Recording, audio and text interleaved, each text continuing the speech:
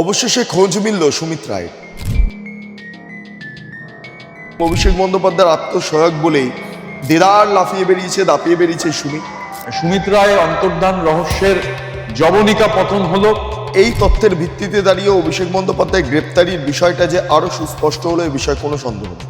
সুমিতের কাছ থেকে সমস্ত ডিটেলস নেওয়া হচ্ছে। এই যে বিষ্ণুপুর থানা আমফান দুর্নীতি, এর টাকা কোথায় গিয়েছে, এখন ঘরের ভেতর অভিষেক বন্দ্যোপাধ্যায় থরথর করে কাঁপছে।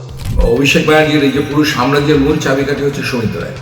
সুমিত রায় হচ্ছে ডায়মন্ড মডেলের ওরই ব্রেন ছিল সুমিত রায়।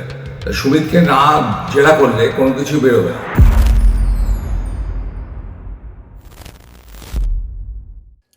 অবশেষে খোঁজ মিলল সুমিত রায়ের, অভিষেক বন্দ্যোপাধ্যায়ের পিএ, এবং তার বিরুদ্ধে একাধিক মামলা রয়েছে।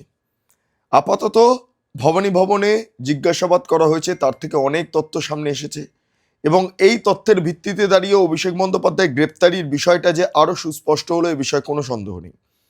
সুমিত রায়ের বিরুদ্ধে যে সমস্ত অভিযোগগুলো রয়েছে তার মধ্যে খুব গুরুত্বপূর্ণভাবে আমি জানতে পারছি বিষ্ণুপুর থানার আমফান দুর্নীতি, আচ্ছা, তারপর সেবাশ্রয় দুর্নীতি রয়েছে, পৈলানের রিসর্ট দখল করে সেখানে তোলাবাজির মামলা রয়েছে, মাটি চুরির অভিযোগ রয়েছে 300 কোটি টাকার, রবীন্দ্রনগর থানাতে সেবাশ্রয় যেটা ছিল সেখানে দুর্নীতি পর্যন্ত আমরা দেখতে পেয়েছি, এছাড়া ডেবরাতে চাকরি দেওয়ার নাম করে প্রতারণা, এবং সবচেয়ে গুরুত্বপূর্ণ বিষয় যেটা আপনাদের জানাবো যে সুপ্রিম কোর্টে শালবনী মামলাতে সুমিত আবেদন করেছিলেন, এবং সেই পরিপ্রেক্ষিতে দাঁড়িয়ে সুপ্রিম কোর্ট জানিয়েছেন যে নেক্সট শুনানি না হওয়া পর্যন্ত সুমিত রায়কে গ্রেপ্তার করা যাবে না।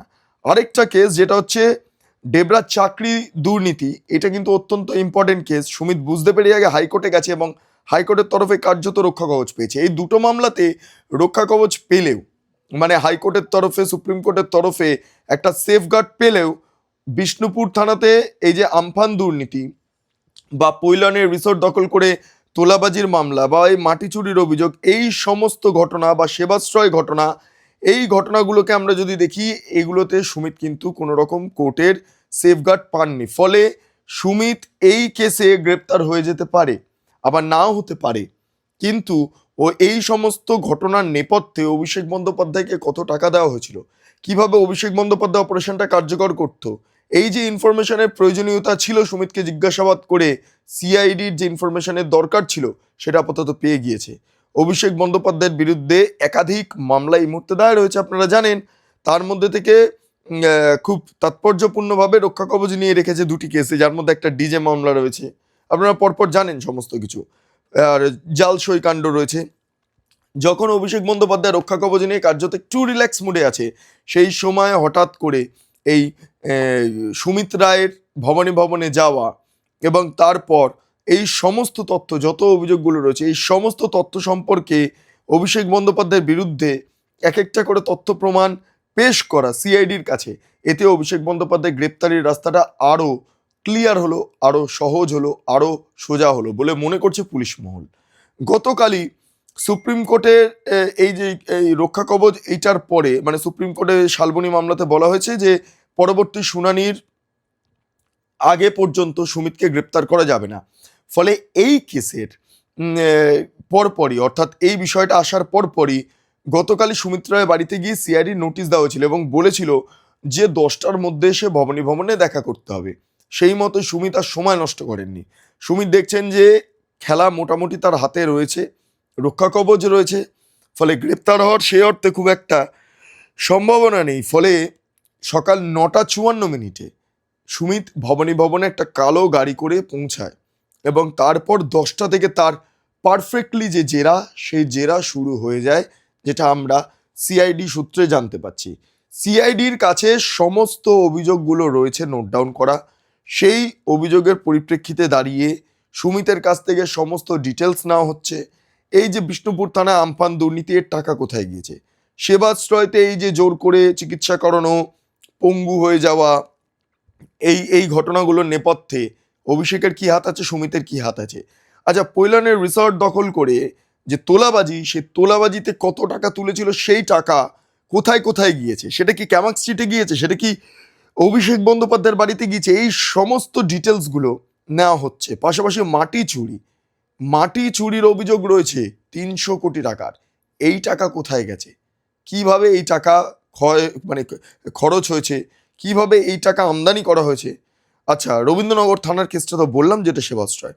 আচ্ছা, চাকরি দেওয়ার নাম করে প্রতারণা, এই কেসটাতেও কতগুলো কি বলা হয়, যেটাকে বলা হয় কত টাকা ইনকাম হয়েছে এবং কত টাকা দেওয়া হয়েছে, এই সমস্ত ডিটেলসগুলো সিআইডি নোট ডাউন করে রেখেছিল, সেগুলো পরপর জানছে।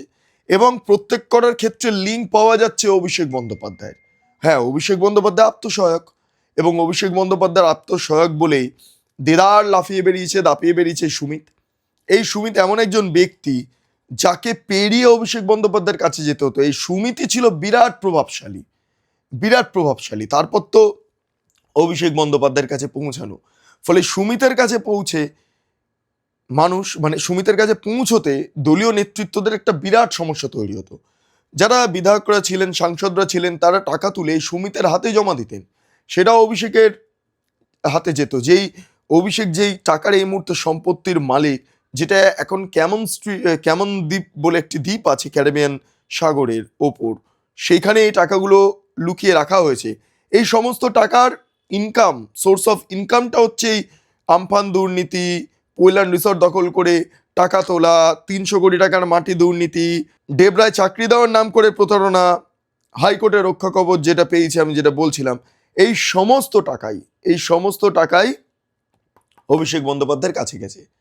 সুমিত রায় অন্তর্ধান রহস্যের মানে জবনিকা পতন হলো।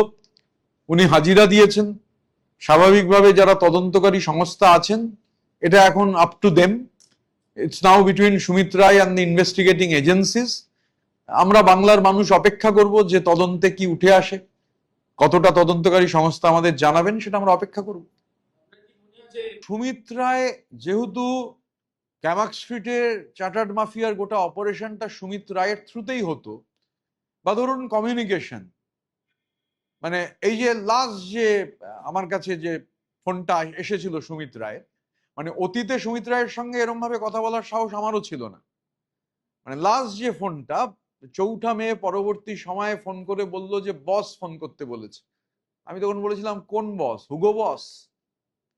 তো স্বাভাবিকভাবে মানে সুমিত রায় তো কমিউনিকেটর ছিল আমার সঙ্গে, যদিও মূল কমিউনিকেশনটা বেশিটা প্রতীক জৈন গোদরেজ ওয়াটার সাইড থেকে হতো, কিন্তু বিভিন্ন নির্দেশ তো সুমিত রায়ের মাধ্যমেই আসতো। বা এগরার ওই যে ঠিকাদার, এই যে টুলু মন্ডল, যেহেতু এখন হট টপিক, এগরার ঠিকাদারের যে কথা, মানে টুলু মন্ডলের বিরুদ্ধে সেই এগরার ঠিকাদার কেন বেশি লাফালাফি করছে, সেই ধমকটাও কিন্তু সুমিত রায়ের থ্রুতেই গেছিল। সুমিত রায় চার্টার্ড মাফিয়ার ম্যান ফ্রাইডে।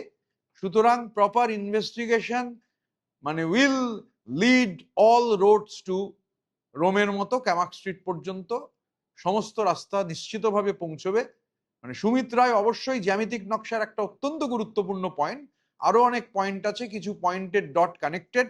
এখন সুমিত রায়ের সঙ্গে সেই ডটগুলো কানেক্ট করে আরো ওপরে কানেকশন হলে পুরো জ্যামিতিক নকশাটা বাংলার মানুষের কাছে ক্লিয়ার হয়ে যাবে। অনেকে বলছিলেন অভিষেক বন্দ্যোপাধ্যায় কবে গ্রেপ্তার হবে, চোরেদের রক্ষা কবচ দিয়ে দিচ্ছে কোর্ট, এই যে বিষয়টা বলছেন ডেফিনেটলি। কিন্তু একটা বিষয় এইটুকু আপনাদের নিশ্চিত হতে হবে, কোথাও গিয়ে দাঁড়িয়ে আমরা দেখতে পাচ্ছি খুব তাৎপর্যপূর্ণভাবে অভিষেক বন্দ্যোপাধ্যায় ঘিরে যাচ্ছেন, তাকে ঘিরে ফেলা হচ্ছে, তাকে এমনভাবে ঘিরে ফেলা হচ্ছে যাতে করে সে কোথাও বেরোতে না পারে। আর অভিষেক বন্দ্যোপাধ্যায়ের দুর্নীতির মূল মাথা সুমিত এই মুহূর্তে পুলিশের জালে। ফলে এই অবস্থায় দাঁড়িয়ে সুমিতের থেকে যা যা ইনফরমেশন মিলেছে, এইটা যদি সঠিকভাবে কাজে লাগানো যায়, অভিষেক বন্দ্যোপাধ্যায়, আমি এটা দাবি দিয়ে বলতে পারি, এখন ঘরের ভেতর অভিষেক বন্দ্যোপাধ্যায় থরথর করে কাঁপছে। এই সুমিতের খোঁজে অভিষেক বন্দ্যোপাধ্যায়ের পুটোপাড়ার বাড়িতে গিয়েছিল শালবনী থানার পুলিশ। কি উদ্ধার হলো?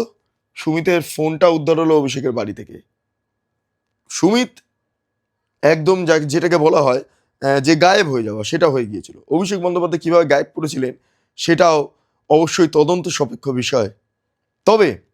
তবে গোটা ঘটনার প্রেক্ষিতে দাঁড়িয়ে বিষ্ণুপুর থানা হোক, বা অন্যদিকে দাঁড়িয়ে শালবনী থানা হোক, বা রবীন্দ্রনগর থানা হোক, সব থানার পুলিশ খোঁজ শুরু করে দিয়েছিল সুমিত কোথায়। সুমিত বুঝতে পারছিলেন যে পালানোর কোনো জায়গা নেই। রাজ্যের তরফে, পুলিশ প্রশাসনের তরফে সুমিতকে প্রায় ট্র্যাকও করা সম্ভব হয়ে গিয়েছিল।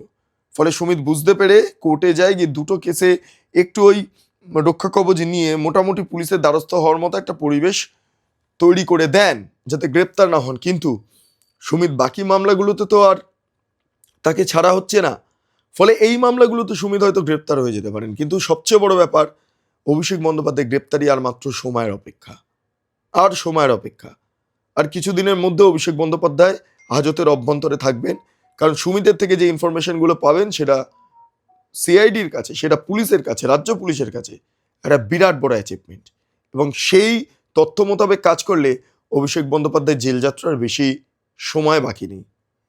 এবং এই গোটা বিষয়টা নিয়ে অভিজিৎ দাস ববি, ডায়মন্ড হারবারের বাসিন্দা, অভিষেক বন্দ্যোপাধ্যায়ের রাইভাল, 2024 সালে অভিজিৎ দাস ববি লোকসভা নির্বাচনে অভিষেকের বিরুদ্ধে প্রতিদ্বন্দ্বিতা করেছিলেন। তিনি কিছু মন্তব্য করেছেন, একটু শুনে নিন। অভিষেক ব্যানার্জির এই যে পুরো সাম্রাজ্যের মূল চাবিকাঠি হচ্ছে সুমিত রায়। সুমিত রায় হচ্ছে ডায়মন্ড মডেলের ওরি ব্রেঞ্চার সুমিত রায়। সুমিতকে না জেরা করলে কোনো কিছু বেরোবে না।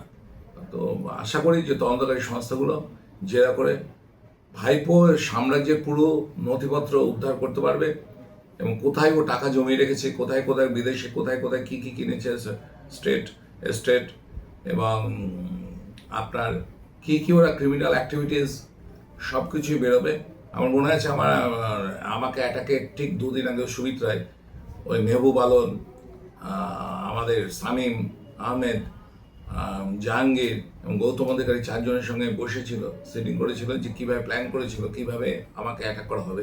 আমাকে অ্যাটাকের 7 দিন পরেই ওদের প্রত্যেকে Y+ সিকিউরিটি দেওয়া হয় যে আমার হাত থেকে বাঁচার জন্য। তা আমরা তো ওদের মতো সোর্ড, পোম, পিস্তল নিয়ে চলতে পারবো না। আমরা পেয়ে নিচ্ছি মাইটার দেন শোর্ড, এটাই মনে করি। তার ফলে আজকে সুমিত রায়ের বিরুদ্ধে এত কেস হয়েছে।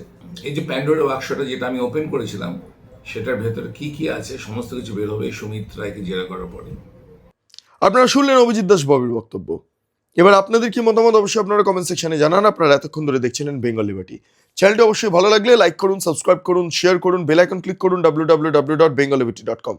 সেখানে ক্লিক করুন, সমস্ত খবর আপনাদের জন্য সাজানো রয়েছে। পাশাপাশি আরও 2টি YouTube channel, Bengal liberty live, Bengal liberty news, সংশ্লিষ্ট 2টি ইউটিউব চ্যানেলে আপনারা প্রবেশ করুন, লাইক করুন, সাবস্ক্রাইব করুন, শেয়ার করুন, বেল আইকন ক্লিক করুন। 3টি social media handle, Bengal liberty Facebook, Instagram এবং এক্স হ্যান্ডেল, সেখানে প্রবেশ করুন, ভাবা প্র্যাকটিস করুন, স্বাধীন, কাঁচিন এবং গেরিলা সাংবাদিকতার পাশে দাঁড়ান। অসংখ্য ধন্যবাদ।